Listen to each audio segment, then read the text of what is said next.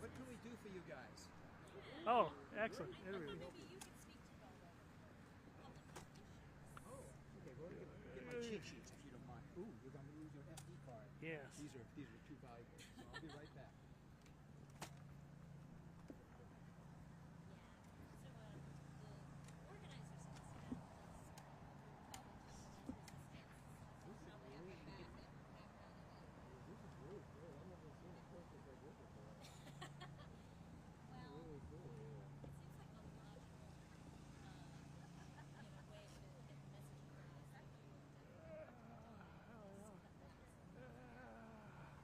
I feel like I'm Susan Makeup. Yes, you got your makeup. We got our fact sheet. So what can I answer for you?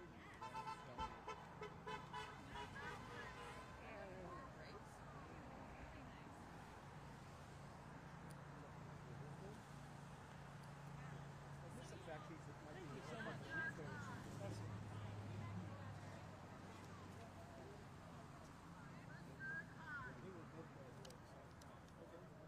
So you're gonna clone me? Or something? Good project, yes. Okay. You bring this up under your shirt here to quote for this. That's fine. Sure. Right. Did they really let Schweitzer go? Who? Ophelia? Yeah.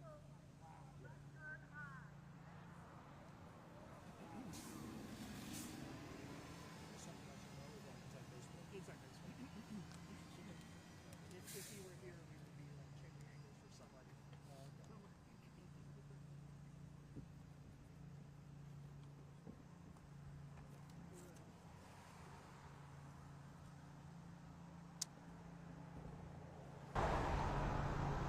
So I guess we're representing a combination of Indivisible, Fired But Fighting, CDC, alums, Yeah. etc.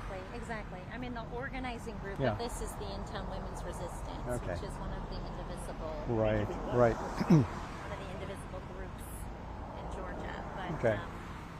Okay. yeah. And I'll have her jump in and correct me if I make some mistakes. And this is on tape, so it's not live. So Oh, okay. if you want to Okay. say fudge or gosh darn it, Oh, gosh darn. Okay, so we've known each other almost, what, 18 years? Maybe longer, yeah. Working at CDC and then after. I don't got my little log mic. okay, that's fine. 'Cause I'm in the weather track. Oh, by the way, I'm Conrad. Eric Lang, Fox Live. Eric. How are you? Okay. And your name, sir? Joe Johnson. Joe Johnson? With Okay. Atlanta News First. Okay. Give me 1 second to open up my viewfinder. Yeah, we see a lot of stuff on ANF. All right. You know, Let me get my finger here. This weather is just raining here. All right, here we go. I've been calling it for today's my 35th anniversary starting at TV. So I always call this practicing safe camera. Oh. Safe camera. Okay. Wow, 35th anniversary. Good for you. Wow. 54 on Saturday. Wow. It beats a- Happy pre-birthday. I will tell I tell anybody that's young just one thing. Whatever career you pick, if you feel like going to work every day, it's not work, but that's the career for you. Wow, so you've enjoyed it for 35 Well, years. you know, I've been here 27 years. The first 22 I went without taking a single sick day. The first 22 what? Without taking a single sick day. Wow. Yeah. That's Then I incredible. got sick for 2 months, and then I came back, Oh. and I haven't missed it in 4.5 years. Wow. I'll hold it All for right. you. Oh, And okay, just thank you. Look in the center. Yeah. Okay, sure. Where do you want me to look? Right there? Right So, there. Yeah. okay. Let me take one baby step back. Just come in just a little bit. Okay, Keep all right. walking away from us. Yeah, there we go. Okay. I can't like lick the face of the camera or something like that. It looks really bad probably, so it's okay. So You could, like the pets do on our cameras. They look all- pets do, they do? Okay, sure.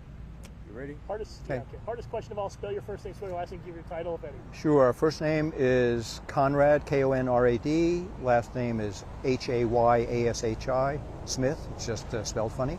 And I'm a public health physician, preventive medicine, and I had been at CDC about 13 years after 30 years of Navy service, and then had been with the Army. So then retired at end of last June. Tell us what's going on here. What's happening today? This is a meeting and an assembly, actually a die-in that we're having for Indivisible and some of those who are former CDC employees, the CDC alums, as well as fired by fighting, those who were dismissed, apparently illegally, as well as others who are from the community who are supporting the CDC in view of the many guttings of programs, personnel, and a lot of the activity that's been done by RFK Jr. and also the current administration that are decimating effective public health programs within the United States as well as globally. And this is a really creative protest y'all got here. Tell me more about it. We got people laying in the grass. And Sure. These creative signs. Yeah. Sure. If you'll pan over to them at some time or take some other role, you'll notice that they are representing some of the diseases that people have died from in the past. And if you don't have adequate vaccination programs, if you don't have adequate public health programs, they'll die from in larger numbers in the future. For example, you've got a number of people like myself representing measles. And measles, you think, oh, gee, this is not that bad a disease. I'll just get measles and get over it. Well, measles can be one of the biggest killers of those who are particularly under 5 years old because it goes on, particularly if you haven't got good immunity, if you're underfed, bad nutrition. It goes on to get a measles pneumonia. You can get a sort of an encephalitis, really high fevers, and people die from measles. This is one of the largest killers particularly in the undeveloped world, and we've had measles deaths within the United States. We didn't have large numbers of measles cases the way we have well over 1,000 now within the United States. We haven't had that for on the order of like 30 years. And now we've got people dying from measles and people being hospitalized because of measles. Sure. And Cindy, my ego is no larger than that of the current president's, so feel free to jump in. You know, So the individuals that we've got are representing different diseases that we've got re-emerging within the United States, partly because of what's going on with RFK Jr.'s decimation of the CDC as well as the NIH and the FDA and other government agencies. What a lot of people don't realize is that about 80% of the money that comes to the Centers for Disease Control and Prevention doesn't just go to CDC. It goes about 80% of it goes to CDC, and then it gets passed on to states and localities, so that your local public health department can help you, can help your families, and to help protect you against diseases, injuries, and to keep you and your family members alive. Any questions, Chris? I'm good. Good. Say, Anything else that you want to throw out there that we haven't asked? yeah, I think that a lot of people don't realize how important a role that CDC can play in everyone's daily lives, whether it be vaccinations that have a tremendous return on investment, or other occupational health programs such as NIOSH and other things, because with, let's say, vaccines, you spend $1 worth of vaccine programs and you may save for a community $20, $25 or more. And that means that those people who don't get sick don't have to be taken care of by somebody else. You don't have to have them in the hospital. And those people can continue to work and pay taxes and contribute to the economy. That's critical. I mean, when you're talking about being efficient, all of us want to improve efficiencies, but you don't do it by taking a stack of Jenga and saying, how can we make this have fewer Jenga on Jenga blocks, and just going swiping across. It just doesn't make sense. You have to do things with smart people in a deliberative manner, just like we've got the Advisory Committee on Immunizations Practices. 17 world-class experts, and they know their material inside and out. They've provided all the information about their research, their backgrounds. If they have anything that might be a conflict of interest, they get screened. It can take a couple of years for them to be able to get on the ACIP, and RFK Jr. just got rid of all of them. And 2 days later, he appointed about 8 individuals, a number of whom are anti-vaxxers. Well, for those people who were on the ACIP, it took about 2 years of careful vetting to make sure they would be the proper people to advise the CDC director and others in terms of the best vaccination for the United States. And you just can't do these things overnight. And last question from me. Certainly. Describe the feeling that you have just seeing all these people come out here, protest, and just hearing the horns honking for support. Like, describe the feeling. Like, what goes through your head? It is so heartening. It's such a positive experience. I was down along with many of these same people at the No Kings protest rally just this past Saturday, and being here, this is just, it really makes your heart warm, because these are folks who want to make sure that the country stays safe, that your family and my family and families we don't even know are going to be taken care of well.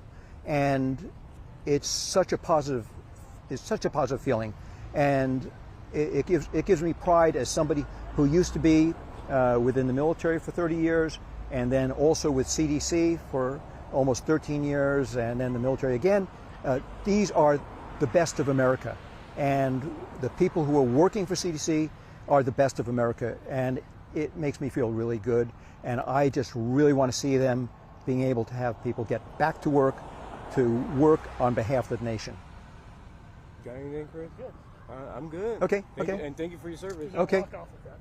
Say again? Do not walk Oh, off. the mic. Oh, no. You got the mic on. Oh, you mean this isn't a freebie? No. Oh, I'm sorry. Okay, so I can tell you what happens. I go for about 3 of these a year. yeah. Oh, okay. Then my boss says the Lord's name in vain, and he goes buys me a new one. So what should I have done differently? Oh, you were good. You were good. The problem we run into a lot of times is people get nervous, and you were not nervous. So. That's because I'm used to lying. No. You guys have our fact sheet? I got one. Are you gonna do some voiceover or anything? And in terms of the advisory committee of immunization practices, this is I talked about that. This will give you some idea about. Maybe you can pass that to one of your people who are covering it for other journalism aspects. And I'm glad, and many of us are glad to speak to try and get the message out. That's what I really want to do. Okay. I mean, it's actually someone from GPV was supposed to be here too, but they didn't show up. So we really appreciate that you covered this, because this is important. These are people doing awesome work, have done awesome work, and what they do does save lives. So, By the way, I do joke. have a sense of humor. So back in 2003, Johnny Rivers gave a concert up in Duluth at the Duluth Amphitheater in downtown Duluth. So I said to Dr. Gerberding, were you concerned about the breakout of walking pneumonia and boogie woogie flu? Oh, that's great. That's great. I actually ended up being at CDC partly because of Dr. Gerberding. I was the U.S. Indo-PACOM surgeon. Then she was out, and I gave her a briefing along with a bunch of other people about bird flu and what was going on. And then my boss said, who was the admiral, he says, "Hey, Conrad's going to be leaving the service in about a year or so. And we can use people like him, etc." So I'm glad I left here to work with the Army before this year, because I really feel for people who are, it used to be that, okay, you work for the government and you don't necessarily expect to make much money or nearly as much as on the outside, but you're not going to get thrown onto the street unless you really screw up. And now you do a great job, and they throw you on the street. And that's really betrays all the things that I took that oath many years ago about going into federal service for. So anyway, well, thank you guys. Thank you. And it was easy. John Johnson. I think Joe John. I think of the fight.